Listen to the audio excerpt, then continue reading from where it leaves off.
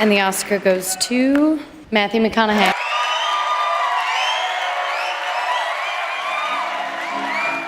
Dissect your successes and the reciprocity of gratitude. We so often focus on failure, don't we? When we study failure, obsessed with failure. We dissect failure and our failures. We dissect them so much we end up intoxicated with them to the point of disillusion. You see, happiness is an emotional response to an outcome. If I win, I will be happy. If I don't, I won't. It's an if-then, cause and effect, quid pro quo standard that we cannot sustain because we immediately raise it every time we attain it. You see, happiness demands a certain outcome. It is result reliant. And I say if happiness is what you're after, then you're going to be let down frequently and you're going to be unhappy much of your time. Joy, though, joy is a different thing. It's something else. Joy is not a choice. It's not a response to some result. It's a constant. Joy is the feeling that we have from doing what we are fashioned to do. Life is not easy. It is not. Don't try to make it that way. Life's not fair. It never was. It isn't now, and it won't ever be. Do not fall into the trap, the entitlement trap, of feeling like you're a victim. You are not. Get over it and get on with it. And yes, most things are more rewarding when you break a sweat to get them. So be brave, have courage, and when you do, you get stronger, you get more aware, you get more respectful of yourself and that which you fear. My hero, that's who I chase. Now, when I was 15 years old, I had a very important person in my life come to me and say, who's your hero? And I said, I don't know, I got to think about that. Give me a couple of weeks. I come back 2 weeks later, this person comes up and says, who's your hero? I said, I thought about it. You know who it is? I said, it's me in 10 years. So I turned 25, 10 years later. That same person comes to me and goes, so are you a hero? And I was like, not even close.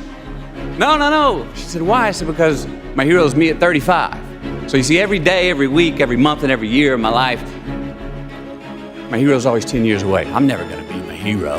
I'm not going to attain that. I know I'm not. And that's just fine with me because that keeps me with somebody to keep on chasing. So to any of us, whatever those things are, whatever it is we look up to, whatever it is we look forward to, and whoever it is we're chasing, to that I say amen. To that I say, all right. And to that I say, just keep living, huh? Thank you. You knew that there is something to be extracted from living life. How did you get that frame of reference? Like, that's so useful, but I don't think most people have that. Man, I don't know exactly where I got it. I mean, I would say, again, to call back that Australian year where I did not have a choice, where I was forced into that situation and saw the green light assets from being alone and quite lonely.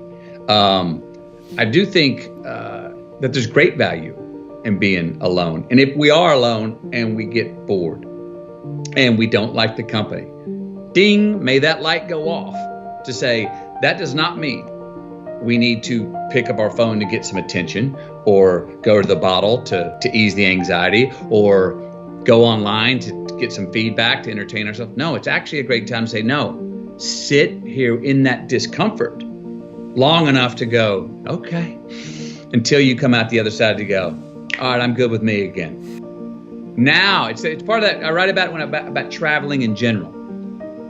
Ideally, you don't go to a place, I always say this, I don't want to leave a place I travel to until I get to the point of going, I could live here.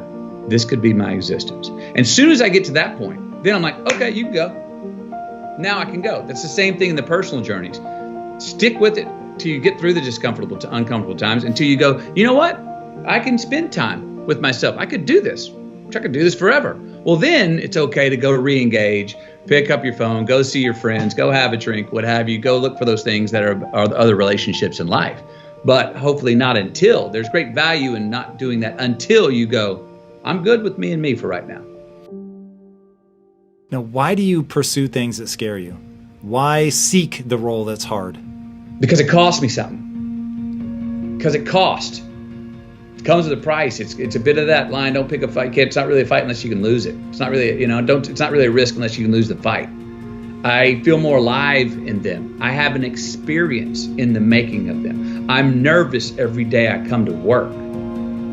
I feel like when I nail a day and I knock it and I know I did, I feel like, yes, I have a measure at the end of the day of like, you set out to do something, you prepared for it, you had intention, and you did it. And maybe even found some magic in the day. That I sleep good knowing that I accomplished that day in building the architecture of a character's arc through a story. And then if I could put the whole thing together and it comes out, the whole performance turns out to be a beautiful song, an original song of that character, then I'm like, yes. And I know that I was highly responsible for that. I was not solely responsible, but the most responsible for that. And that gives me pleasure.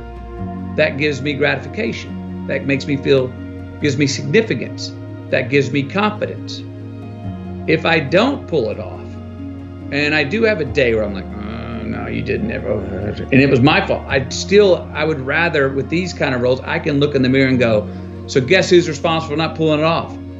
You, McConaughey. In the same way, when I go, guess who's responsible for pulling it off? I like knowing who, you. And it was also, again, work that challenged the vitality of my life. Dramatic roles allow you, the actor, to have as high of a ceiling or as low of a basement, from love to hate, from happiness to pain, as that particular actor wants to bring to it.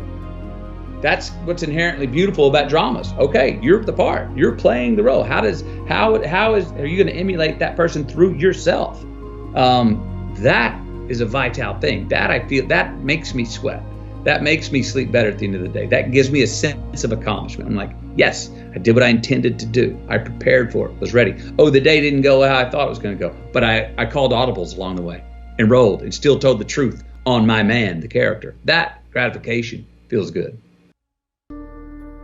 Unbelievable is the stupidest word in the dictionary. Should never come out of our mouths. Think about it. To say, oh, wow, what an unbelievable play.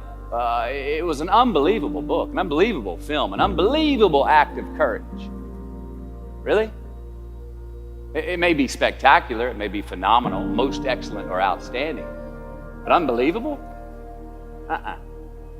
Give others and yourself more credit. It just happened. You witnessed it. You just did it. Believe it. Give your obstacles credit. That there's a responsibility to freedom, and that there is freedom in responsibility. You know, and that earn your way there. We remember the stuff we earn, the stuff we experience, more than what the teacher tells us or what someone gives us for free.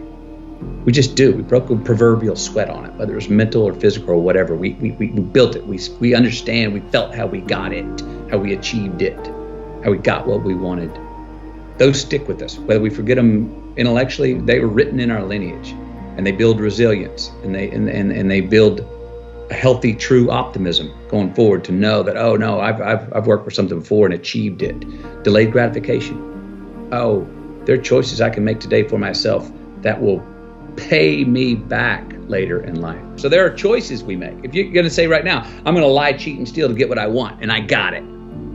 I got an immediate green light for me. That's a battery-powered green light. That's not a solar-powered green light. Why? Because now, everywhere I go, I got to look over my shoulder to see if someone's there that I lied, cheated, and stole from. And when I'm doing that, I'm stealing whose time? My time. Now I'm not freedom. I'm not free. I don't have the freedom. I didn't create freedom in my future because I chose to make an irresponsible act that I left crumbs. I've now got reasons to look over my shoulder. And the more things we do to create in our future that we got to look over our shoulder, the more of our most precious thing we have in our life's time that we're stealing from ourselves. So it's not puritanical. It's just like, it's actually self-serving. It's a very selfish choice.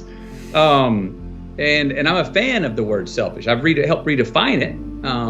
But I believe that there are selfish choices we can make that are the most selfless, that there are selfless choices that we can make that are the most selfish choices. Those two are not a contradiction, and we see them that way. Responsibility is appreciation of a past. It's building of a lineage. It's investing in ourselves. It's investing in something we started to build yesterday that we want to take into tomorrow.